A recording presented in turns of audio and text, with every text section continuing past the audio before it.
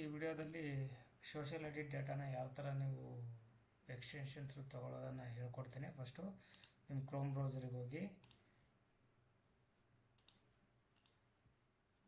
So Chrome ಬ್ರೌಸರಿಗೆ ಹೋದ ತಕ್ಷಣವೇ and ನಿಮ್ಮದು ವಾಟ್ಸಪ್ಪಲ್ಲಿ ಹೋಗಿ ಒಂದು ಎಕ್ಸ್ಟೆನ್ಷನ್ ಈಗ ಸೆಂಡ್ ಮಾಡ್ತಾ ಇದ್ದೀವಿ, ಅದನ್ನು ನೀವು ಸೇವ್ ಆ್ಯಸ್ ಅಥವಾ ಡೌನ್ಲೋಡ್ ಮಾಡ್ಕೊಳ್ಳಿ.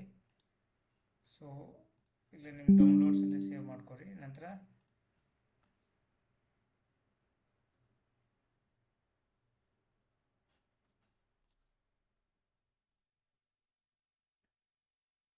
ಸೊ ಡೌನ್ಲೋಡಲ್ಲಿ ಈ ನ್ಯೂ ಎಕ್ಸ್ಟೆನ್ಷನ್ ಇದೆ, ಇದನ್ನೇನು ಮಾಡಿ ಜಿಪ್ ಇರೋದನ್ನು ಅನ್ಜಿಪ್ ಮಾಡ್ಕೊಳ್ಳಿ.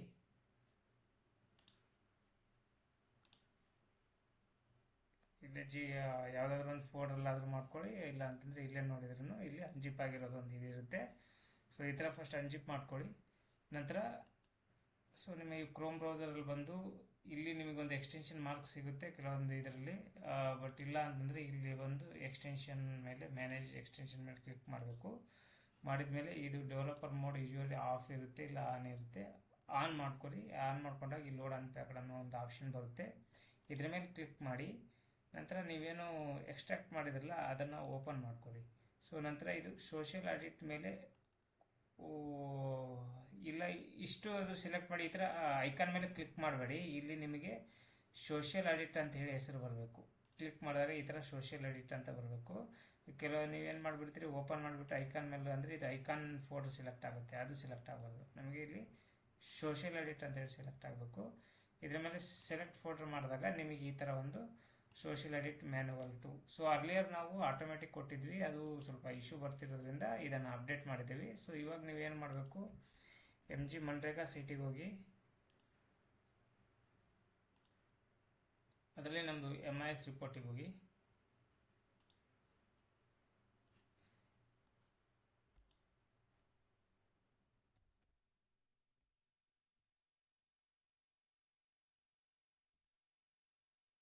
MIS ರಿಪೋರ್ಟ್ ಆದಮೇಲೆ ನಂತರ ಇಲ್ಲಿ ನಾವು ಸೋಷಿಯಲ್ ಎಡಿಟ್ ಸೆಕ್ಷನಲ್ಲಿ ಈ ಇಂಡಿವಿಜುವಲ್ ಲಿಸ್ಟಿಗೆ ಅಂತಿದೆ, ಇದರ ಮೇಲೆ ಕ್ಲಿಕ್ ಮಾಡಿ.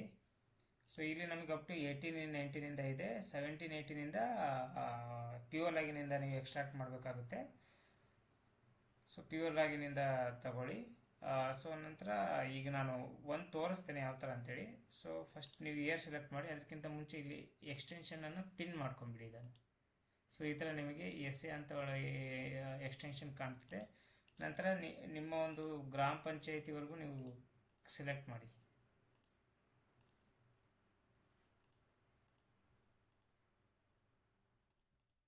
ಸೊ ಇಲ್ಲಿ ನೀವು ಇಲ್ಲಿವರೆಗೂ ನೀವು ಕಂಪಲ್ಸರಿ ಎಲ್ಲ ಸೆಲೆಕ್ಟ್ ಮಾಡಬೇಕು. ನಂತರ ಇಲ್ಲಿ ನೀವು 1 by 1.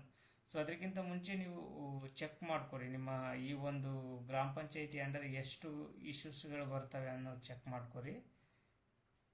ಸೊ ಟೋಟಲ್ ಇಶ್ಯೂ ಬಂದುಬಿಟ್ಟು 38 ಇದೆ. ಸೊ ನೀವು ಈ 38 ಕಂಪಲ್ಸರಿ ನೀವು ಲೋಡ್ ಮಾಡಬೇಕಾಗುತ್ತೆ. ಸೊ ನಿಮ್ಮ ಒಂದು ಗ್ರಾಮ ಪಂಚಾಯಿತಿ ಅಂಡರ್ ಈ ಒಂದು ಇಯರಲ್ಲಿ 38 ಇದೆ, ಹಾಗೆ ನೀವು ಎಲ್ಲ ಇಯರು ಕಳಿಸ್ಬೇಕಾಗುತ್ತೆ. ಸೊ ಈ ಇಯರ್ದು 38 ನೀವು ಲೋಡ್ ಮಾಡಬೇಕಾಗುತ್ತೆ. ಸೊ ನಂತರ ಇಲ್ಲಿ ನೀವು ಸೆಲೆಕ್ಟ್ ಇಶ್ಯೂ ವಿತ್ ಇದರ ಬನ್ನಿ. ಸೊ ಅದಕ್ಕಿಂತ ಸೊ ಇಲ್ಲಿ ಬಂದು ಫಸ್ಟ್ 1 by 1 ಇಲ್ಲಿ ಮೇ ಬಿ ಎಲ್ಲ PO ಲಾಗಿನ್ ಮತ್ತು SARP ಲಾಗಿನಲ್ಲಿ ಇರುತ್ತೆ. ಒಂದ್ಸತಿ ಚೆಕ್ ಮಾಡ್ಕೊಳ್ಳಿ ಸ್ಟೇಟ್ ಲೆವೆಲ್ ಕಮಿಷನರಲ್ಲಿ ಯಾವುದಾದ್ರೂ ಇದೆಯಾ ಅಂಥೇಳಿ. ಇಲ್ಲ, ಇದು ಇಲ್ಲ. ಆಮೇಲೆ DPC ಒಂದ್ಸತಿ ಚೆಕ್ ಮಾಡ್ಕೊರಿ, ಇದರಲ್ಲಿ ಯಾವುದೂ ಇಲ್ಲ. ದೆನ್ ಇರೋದೇ 2 ಇರುತ್ತೆ. ಇಲ್ಲಿ ಯಾವುದಾದ್ರೂ ಇತ್ತು ಅಂತಂದರೆ ನೀವು ಅದನ್ನು ನೀವು ಸೆಂಡ್ ಮಾಡಬೇಕಾಗುತ್ತೆ. ಸೊ ನೆಕ್ಸ್ಟ್ ಸೆಂಡ್ ಮಾಡೋದು ಯಾವ ಥರ ಹೇಳ್ತೇನೆ.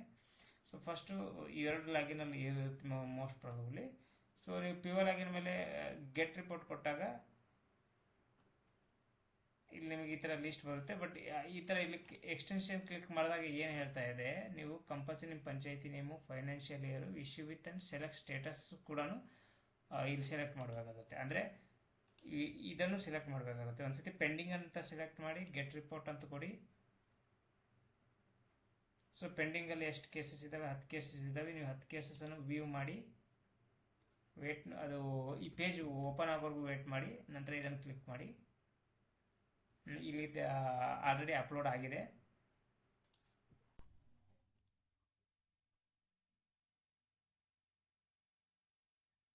ಸೊ ಅಪ್ಲೋಡ್ ಆಗದೆ ಇರೋದು. ಸೊ ಇದ್ರ ಮೇಲೆ ಕ್ಲಿಕ್ ಮಾಡಿದಾಗ ಈ ಥರ ಡಾಟಾ ಸೇವ್ಡ್ ಅಂತ ಬರುತ್ತೆ. ಓಪನ್ ಮಾಡಿ, ಈ ಥರ ಕ್ಲೋಸ್ ಮಾಡಿ. ಸೊ ಅದೇ ಥರ ಈಗ ಎಷ್ಟಿದೆ ಅಷ್ಟನ್ನು ಓಪನ್ ಮಾಡಿ ಇದ್ರ ಮೇಲೆ ಕ್ಲಿಕ್ ಮಾಡಿ. ಡಾಟಾ ಈಗ ಆಲ್ರೆಡಿ ಆದರೆ ಆಲ್ರೆಡಿ ಆಗಿರುತ್ತೆ, ಆಗಿಲ್ಲ ಅಂತಂದರೆ ನಾವು ಚೆಕ್ ಮಾಡ್ಬೋದು. ಸೊ ಹಾಗಾಗಿ ಒನ್ ಬೈ ಎಲ್ಲವೂ ಯಾವುದ್ಯಾವ್ದು ಬರುತ್ತೆ ಅದನ್ನು ಈ ಥರ ಕ್ಲಿಕ್ ಮಾಡಿ.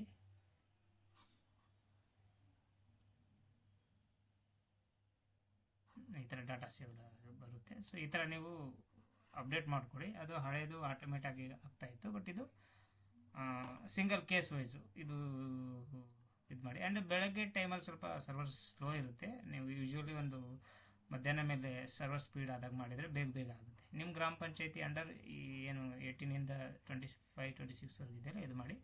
ಆ್ಯಂಡ್ ನೆಕ್ಸ್ಟ್ TMIS ಅವರು ಇವಾಗ ಇಲ್ಲಿ ಎಷ್ಟಿದೆ 18-19 ಸೊ ಇದ್ರ ಕೆಳಗಡೆ ಇರೋ ಕೇಸಸ್ಗಳು ಯಾವ್ದಿದಾವೆ ಅನ್ನೋದನ್ನು ನೀವು ನಿಮ್ಮ ಒಂದು PO ಲಾಗಿನಿಂದ ಅಪ್ಲೋಡ್ ಮಾಡಬೇಕು. ಅದನ್ನು ಹೇಳ್ತೀನಿ ಯಾವ ಥರ ಅಂತೇಳಿ. ಸೊ ಇದು ನೀವು PO ಲಾಗಿನ್ ಓಪನ್ ಮಾಡ್ಕೊಂಡು ಈ ಥರ ಮಾಡ್ಕೊಂಡಾಗ ಇಲ್ಲೂ ಕೂಡ ಸೇಮು ಪಂಚಾಯತಿ ಸೆಲೆಕ್ಟ್ ಮಾಡಬೇಕಾಗುತ್ತೆ. ಸೊ ಅದಕ್ಕಿಂತ ಮುಂಚೆ ಈ 17-18 ಎಷ್ಟು ಕೇಸ್ ಇದೆ ನೋಡ್ಕೊರಿ, ಯಾವ್ಯಾವ ಪಂಚಾಯತಿ ಬರುತ್ತೆ ನೋಡ್ಕೊರಿ. So 17-18 all cases get details ಕೊಟ್ಟರೆ ಇಲ್ಲಿ ನಿಮಗೆ 17-18 ಲೋಡ್ ಆಗುತ್ತೆ. ಎಷ್ಟು ಕೇಸಸ್ ಇದೆ ನೋಡ್ಕೊರಿ. 17-18 89 ಕೇಸ್ ಇದೆ. ಸೊ ಇದೊಮ್ಮೆ ಚೆಕ್ ಮಾಡ್ಕೊರಿ ಯಾರ್ಯಾರ ಲೆವೆಲಲ್ಲಿ ಯಾವ್ಯಾವ ಪಂಚಾಯತಿ ಇದೆ. ಸೊ ಅದನ್ನೊಮ್ಮೆ ನೀವು ನೋಡಿಕೊಂಡು ಆ ಪಂಚಾಯತಿನ ನೀವೇನು ಮಾಡಬೇಕಿದೆ ಸೆಲೆಕ್ಟ್ ಮಾಡ್ಕೋಬೇಕಾಗುತ್ತೆ. ಸೊ ಇವಾಗ ನಾನು ಅಣಜಿ ಚೆಕ್ ಮಾಡ್ತೇನೆ. ಅದೇ ಥರ ಇದೇನು ಬೇಡ, ಇಶ್ಯೂ ಟೈಪ್ ಏನು ಬೇಡ, ಇಶ್ಯೂ ಕ್ಯಾಟಗರಿನೂ ಬೇಡ. ಇದರಲ್ಲಿ ಇದು ಪೆಂಡಿಂಗ್ ಒಂದು ಸತಿ ನೋಡ್ಕೊರಿ. ಅಂದರೆ ಇಶ್ಯೂ ಇತ್ತು ಮೇ ಬಿ DPC ಸ್ಟೇಟ್ ಎಲ್ಲೋ ಒಂದೊಂದು ಇರ್ತವೆ, ಚೆಕ್ ಮಾಡ್ಕೊರಿ. ಏನು ಮಾಡಿ ಪ್ಲ್ಯಾನ್ ಏನು ಮಾಡಿ ಅಂತಂದರೆ ನಿಮ್ಮದು ಡಿಸ್ಟಿಕ್ ಲೆವೆಲಲ್ಲೂ ಮತ್ತು ಇದರೊಳಗೆ ಇದೆ ಅಂತ ಹೇಳಿ ಏನು ಮಾಡಿ ಫಸ್ಟ್ ಟೆಸ್ಟ್ ಮಾಡ್ಕೊಂಬಿಡಿ. ಪೆಂಡಿಂಗ್ ಲೆವೆಲಲ್ಲಿ ಜಸ್ಟ್ ನಿಮ್ಮದು ಇದು ಸೆಲೆಕ್ಟ್ ಮಾಡಿ ಒಮ್ಮೆ ಆಲ್ ಇಯರ್ ಚೆಕ್ ಮಾಡ್ಕೊರಿ. ಡಿಸ್ಟಿಕ್ ಲೆವೆಲಲ್ಲಿ ಯಾವುದಾದ್ರು DPC ಲೆವೆಲಲ್ಲಿ ಯಾವುದಾದ್ರೂ ಸೆಂಡ್ ಮಾಡಿದ್ರೆ ನೋಡ್ಕೊರಿ. ಒಂದು ಯಾವುದೋ ಇದೆ ಇದು ನೋಡ್ಕೊರಿ. ಇದನ್ನು ನೀವು ಸೆಂಡ್ ಮಾಡಬೇಕಾಗುತ್ತೆ. ಸೊ ಇವಾಗ ನಾನು ಸೆಂಡ್ ಮಾಡ್ತೀನಿ. ಇದು ಆ್ಯಕ್ಚುಲಿ ಅದು ಕೋಡ್ಮಗ್ಗಿ ಅಂತಿದೆ, ಇದು ಡಿಸ್ಟಿಕ್ ಲೆವೆಲಲ್ಲಿದೆ. ಅದೇ ಥರ ಸ್ಟೇಟ್ ಲೆವೆಲ್ಲು ಒಮ್ಮೆ ಚೆಕ್ ಮಾಡ್ಕೊಡಿ, ಕಮಿಷನರ್ ಲೆವೆಲಲ್ಲಿ ಯಾವುದಾದ್ರೂ ಫಾರ್ವರ್ಡ್ ಆಗಿದೆ ಅಂತೇಳಿ ಆಗಲಿ. ಸೊ ಈ ನಿಮ್ಮ ತಾರೀಕಿಂದ ಕಮಿಷನರ್ ಲೆವೆಲಲ್ಲಿ ಯಾವುದು ಆಗಿಲ್ಲ ಚೆಕ್ ಮಾಡ್ಕೋಬೋದು. ಆ್ಯಂಡ್ ಕ್ಲೋಸ್ಡ್ ಯಾವುದಾದ್ರೂ ಆಗಿದೆ ಅದು ಕೂಡ ಚೆಕ್ ಮಾಡ್ಕೊರಿ. DPC ಕೂಡ ಚೆಕ್ ಮಾಡ್ಕೊರಿ, ಇದು ಕೂಡ ಚೆಕ್ ಮಾಡ್ಕೊರಿ. ಆಲ್ ಸ್ಟೇಟಸ್ ತೊಗೊಂಬಿಡಿ ಸುಮ್ಮನೆ, ಯಾವಾಗ ಇದಾಗ್ಬಿಡುತ್ತೆ ನಿಮಗೆ. ಫಸ್ಟ್ ನೋಡ್ಕೊರಿ ಯಾವ್ಯಾವ ಟೈಪ್ ಎಲ್ಲೆಲ್ಲಿ ಕೇಸ್ಗಳಿದಾವೆ ಅಂಥೇಳಿ. ಈಗ ಒಟ್ಟು ಈ ತಾಲೂಕಲ್ಲಿ ಸ್ಟೇಟ್ ಕಮಿಷನರ್ದು ಯಾವುದೂ ಇಲ್ಲ, DPC ಇದು ಯಾವುದಿದೆ ನೋಡ್ಕೊರಿ ಫಸ್ಟು. DPC ಲೆವೆಲಲ್ಲಿ ಒಂದೇ ಇದೆ. ಸೊ ಹಂಗೆ ನಿಮ್ಮಲ್ಲಿ ಎಷ್ಟಿದೆ ಅದ್ರ ಪ್ರಕಾರ ಎಂಟ್ರಿ ಮಾಡಿ. ಸೊ ಒಂದಿತ್ತಂದರೆ ಇವಾಗಲೇ ಅಪ್ಲೋಡ್ ಮಾಡಿಬಿಡಿ ಯಾವುದಿದೆ ಕೋಡ್ ಮಗ್ಗಿ.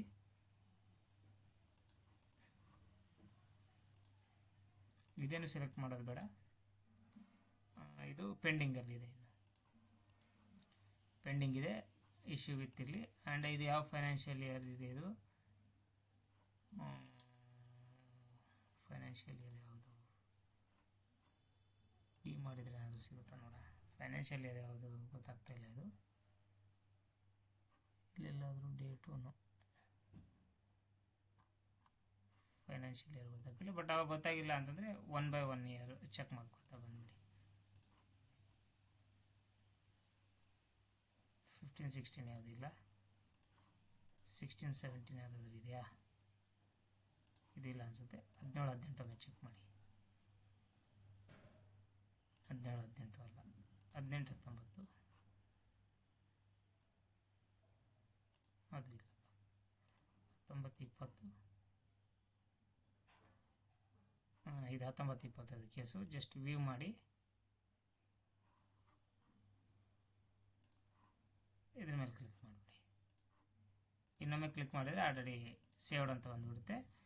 ಸೊ ಇವಾಗ ನೀವು ಇಲ್ಲಿ ನೋಡಿದಾಗ 17-18 ಕೇಸ್ ಅಪ್ಲೋಡ್ ಮಾಡಿರೋದು ಬರುತ್ತೆ.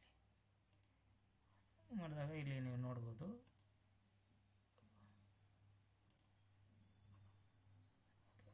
ಸ್ವಲ್ಪ ಇಲ್ಲೇನೋ ಇಶ್ಯೂ ಇದೆ ರಿಪೋರ್ಟ್ದು, ಬಟ್ ಇಲ್ಲಿ ಬರುತ್ತೆ. ನಾನು ರಿಪೋರ್ಟ್ ಅಪ್ಡೇಟ್ ಮಾಡ್ತೇನೆ. ಬಟ್ ಎಲ್ಲ ಸೆಂಡ್ ಆಗಿದೆ, ಸೇವ್ ಆಗಿದೆ, ಇದರೇನು ಪ್ರಾಬ್ಲಮ್ ಇಲ್ಲ, ಬರ್ತಾ ಇದೆ. ಸೊ ಇಲ್ಲಿ ನಂಬರ್ ಬೇಕಿದ್ರೆ ನೀವು ಇಲ್ಲ ಆಗಲಿಲ್ಲ ಅಂದ್ರೂ ನೀವು ಡಿಸ್ಟಿಕ್ ಲೆವೆಲಲ್ಲಿ ಲೋಡ್ ಮಾಡಿದಾಗ ಇದು ಈಗ ಜಾಸ್ತಿ ಆಗಬೇಕು. ಆ್ಯಕ್ಚುಲಿ 17-18 ಅಲ್ಲ, 17 ಅದೇ ಈ ಥರ ಚೆಕ್ ಮಾಡಿ ನೀವು ಅಪ್ಲೋಡ್ ಮಾಡಬೇಕಾಗುತ್ತೆ. ಸೊ ಅದೇ ಥರ ಇಲ್ಲಿ ನೋಡಿದಾಗ ಅದೇ ಥರ ಇಲ್ಲಿ ನಮಗೆ ಇವಾಗ ಈ ಒಂದು ರಿಪೋರ್ಟಲ್ಲಿ ಎಲ್ಲಿವರೆಗೂ ಸಿಗ್ತಾ ಇದೆ 18-19 ನಿಮ್ಮ ಡಾಟಾ ಎಂಟ್ರಿ ಆಪ್ರೇಟರ್ ಅವ್ರಿಗೆ ಹೇಳಿಬಿಡಿ, ಅವ್ರು ಅಪ್ಡೇಟ್ ಮಾಡ್ಕೊಳ್ತಾರೆ ಅವರು ಗ್ರಾಮ ಪಂಚಾಯತಿದು. ಬಟ್ ನಿಮ್ಮದು ಗ್ರಾಮ ಪಂಚಾಯತಿ ಇದೆ ಅಂದರೆ 17-18ರದ್ದೇನು ಈ ಹಿಂದ್ಗಡೆ ಈ 3 ಇಯರ್ಸ್ದು ಏನಿದೆಯಲ್ಲ ಇದರ ಡೇಟಾನ ನೀವು ಇಲ್ಲಿಂದನೇ ಅಪ್ಲೋಡ್ ಮಾಡಿಬಿಡಿ, ಅಂದರೆ ಪ್ಯೂರ್ ಲಾಗಿನಿಂದ ಅಪ್ಲೋಡ್ ಮಾಡಬೇಕು. ಇಷ್ಟು. Thank you. ಆ್ಯಂಡ್ ಏನಾದರೂ ಡೌಟ್ಸ್ ಇದ್ದರೆ ಎಂಡ್ ಗ್ರೂಪಲ್ಲಿ ಮೆಸೇಜ್ ಹಾಕಿ, ಅಲ್ಲಿ ಕ್ಲಿಯರ್ ಮಾಡೋಣಂತೆ. ಸೊ ಈ ಒಂದು ಎಕ್ಸ್ಟೆನ್ಷನ್ ಈಗ ಎರಡಕ್ಕೂ ಯೂಸ್ ಆಗುತ್ತೆ, ಇಲ್ಲಿಗೂ ಯೂಸ್ ಆಗುತ್ತೆ ಆ್ಯಂಡ್ ಇಲ್ಲಿಗೂ ಯೂಸ್ ಆಗುತ್ತೆ. 2 ಎಕ್ಸ್ಟೆನ್ಷನ್ ಪ್ಲಸ್ ಇದು ಚೇಂಜ್ ಮಾಡ್ತೀನಿ. ಅದು ಹಳೆ ಎಕ್ಸ್ಟೆನ್ಷನ್ ಹಿಂದೆ ಕಳಿಸಿದ್ನಲ್ಲ ಅದು ಆಟೋಮೆಟಿಕ್ ಆಗಿ ಮಾಡೋದು. ಅದು ಆ್ಯಕ್ಚುಲಿ ಸರ್ವರ್ ಸ್ಪೀಡ್ ಇದ್ದಾಗ ಅದನ್ನು ಯೂಸ್ ಮಾಡಿದರೆ ಬೇಗ ಪಟ ಪಟ ಪಟ ಪಟ ಅದೇ ಮಾಡ್ಕೊಳ್ತಾ ಹೋಗುತ್ತೆ. ಸರ್ವರ್ ಸ್ಲೋ ಇತ್ತು ಅಂತಂದರೆ ನೀವು ಇದನ್ನೇ ಈ ಎಕ್ಸ್ಟೆನ್ಷನ್ನೇ ಯೂಸ್ ಮಾಡ್ಕೊಳ್ಳಿ. Thank you. ನಾನು 2 ಎಕ್ಸ್ಟೆನ್ಷನ್ ಕಳಿಸಿರ್ತೀನಿ. ಎಕ್ಸ್ಟೆನ್ಷನ್ ಆಟೋಮೇಷನ್, ಎಕ್ಸ್ಟೆನ್ಷನ್ ಮ್ಯಾನುವಲ್ ಅಂತೇಳಿ. ಈಗ ಇದಕ್ಕೆ ಕಳಿಸೋದು ಎಕ್ಸ್ಟೆನ್ಷನ್ ಮ್ಯಾನುವಲ್ ಅಂತ ಬರುತ್ತೆ, ಇನ್ನೊಂದು ಎಕ್ಸ್ಟೆನ್ಷನ್ ಆಟೋಮೇಟೆಡ್ ಅಂತ ಬರ್ತದೆ. ಕಳಿಸ್ತೇನೆ 2. Thank you.